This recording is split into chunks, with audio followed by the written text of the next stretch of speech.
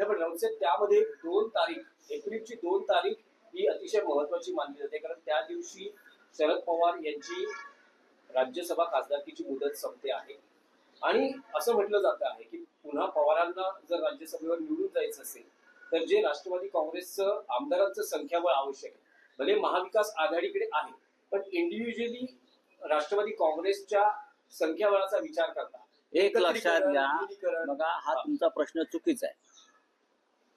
शरद पवार यांच्या नेतृत्वाखालची मुख्य Rashtrawadi Congress party original ही महाविकास आघाडीचा घटक आहे.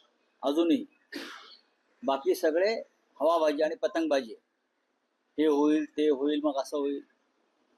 शरद पवारांसारखा नेता सगळ्यांसाठी महाराष्ट्रासाठी दिल्लीत असणं गरजेचं आहे.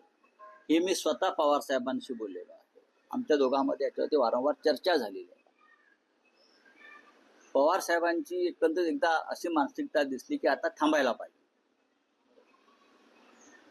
पण आम्ही जे त्यांचे चाहते आहोत, ते आमच्या सगळ्यांचे मार्गदर्शक आहेत, तो आम्ही त्यांना सांगितलं. एकदा उद्धव ठाकरे सुद्धा होते माझ्याबरोबर, की तुमच्यासारख्या नेत्यानं दिल्लीत असणं म्हणजे महाराष्ट्राचा एक बुलंद आवाज आहे, ते असणं.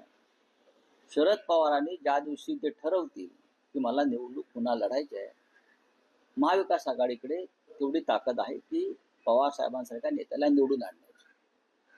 आमच्याकडे तेवढी मतं जरूर आहे.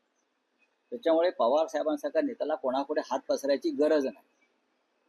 महाराष्ट्राचा स्वाभिमान, अभिमान या अनेक गोष्टी त्यांच्या भोवती आहेत, बाळासाहेबांच्या बरोबर.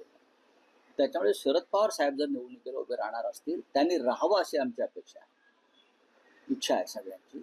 तर आमच्याकडे महाविकास आघाडीकडे म्हणून जे आहे तेवढी मतांपेक्षा जास्त कोटा आमच्याकडे आहे.